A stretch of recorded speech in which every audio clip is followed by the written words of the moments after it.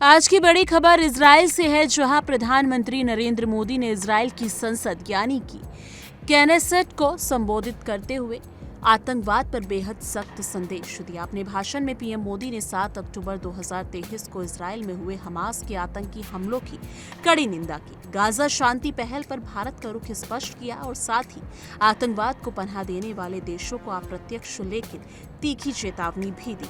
संसद में उनका स्वागत खड़े होकर किया गया। माहौल मोदी मोदी के नारों से गूंज उठा और उन्हें क्नेसेट के स्पीकर द्वारा सर्वोच्च सम्मान से भी नवाजा गया।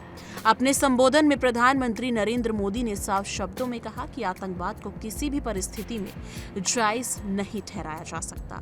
उन्होंने कहा कि जैसे इजराइल आतंकवाद के खिलाफ जीरो टॉलरेंस की नीति पर कायम है, वैसे ही भारत भी आतंकवाद को कतई बर्दाश्त नहीं करता। उन्होंने 7 अक्टूबर 2023 को हमास द्वारा किए गए हमलों की निंदा करते हुए कहा कि भारत इजराइल के दर्द को महसूस करता है और इस कठिन समय में उसके साथ खड़ा है। पीएम मोदी ने 26/11 मुंबई आतंकी हमलों का भी जिक्र किया और कहा कि भारत ना 26/11 भूला है और ना ही 7 अक्टूबर को भूलेगा। ये बयान साफ तौर पर आतंकवाद के खिलाफ एक साझा लड़ाई का संदेश था। यानी कि प्रधानमंत्री ने अपने भाषण में आतंकवाद को वैश्विक खतरा बताते हुए कहा कि दुनिया के किसी भी कोने में आतंकवाद शांति और मानवता के लिए खतरा है। उन्होंने कहा कि इसके खिलाफ निरंतर और समन्वित वैश्विक कार्रवाई की जरूरत है। हालांकि उन्होंने सीधे तौर पर पाकिस्तान का नाम नहीं लिया, लेकिन भारत में हुए पाकिस्तान प्रायोजित आतंकी हमलों का जिक्र कर ये संकेत जरूर दिया कि आतंकवाद को समर्थन देने वाले देशों को जब चेतावनी समझ लेनी चाहिए। यानी कि ये संदेश न केवल इजराइल के लिए बल्कि पूरे अंतर्राष्ट्रीय समुदाय के लिए था। गाजा मुद्दे पर भी पीएम मोदी ने भारत का संतुलित रुख रखा। उन्होंने कहा कि भारत गाजा में शांति की पहल का समर्थन करता है और इस क्षेत्र में स्थायी समाधान के लिए संवाद जरूरी है। उन्होंने स्पष्ट किया कि भारत शांति, स्थिरता और वार्ता का पक्षधर है और एक टिकाऊ समाधान में फिलिस्तीन मुद्दे का समाधान भी शामिल होना चाहिए। ये बयान दर्शाता है कि भारत इजराइल के साथ खड़ा रहते हुए भी क्षेत्रीय संतुलन और शांति प्रक्रिया का समर्थन करता है। अपने भाषण में पीएम मोदी ने भारत इजराइल संबंधों की ऐतिहासिक गहराई का भी उल्लेख किया। उन्होंने कहा कि भारत में यहूदी समुदाय सदियों से बिना किसी भेदभाव के रहता आया है।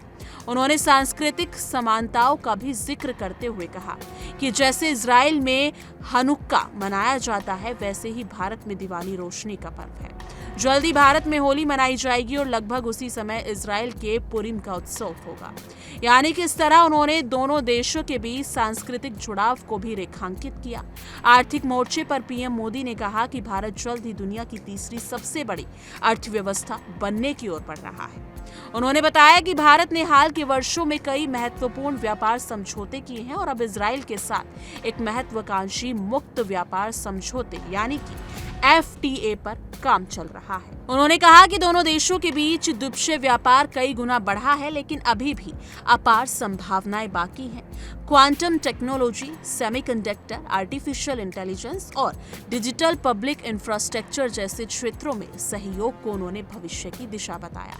प्रधानमंत्री ने इजराइल की कृषि तकनीक और जल प्रबंधन की सराहना करते हुए कहा कि रेगिस्तान में कृषि को सफल बनाने की इजरायली विशेषज्ञता ने भारत में भी कृषि पद्धतियों को बदलने में मदद की। सटीक सिंचाई और जल संरक्षण जैसे क्षेत्रों में दोनों देशों के बीच सहयोग एक मॉडल के रूप में उभरा है। उन्होंने ये भी कहा कि भारत वैश्विक स्तर पर इकोनॉमिक कॉरिडोर विकसित कर रहा है और दुनिया को एक परिवार मानने की अपनी नीति पर आगे बढ़ रहा है।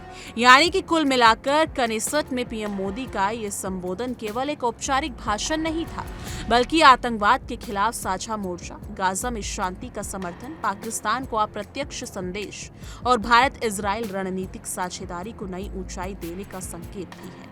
अंतर्राष्ट्रीय मंच पर भारत की भूमिका, संतुलित कूटनीतिक और मजबूत सुरक्षा नीति, तीनों का संदेश इस भाषण में साफ झलकता है। अब देखने वाली बात यह होगी कि इस दौरे और संबोधन के बाद भारत इजराइल संबंध किस दिशा में आगे बढ़ता है और क्या क्षेत्रीय शांति प्रक्रिया में कोई ठोस प्रगति होती है। फिलहाल इतना तय है कि इजराइल की संसद में गूंजा ये संबोधन वैश्विक राजनीति में भारत की बढ़ती भूमिका का एक और संकेत बन गया है। लेकिन इस मुद्दे को लेकर आपकी क्या कुछ राय है? कमेंट सेक्शन में अपनी राय जरूर साझा कीजिएगा।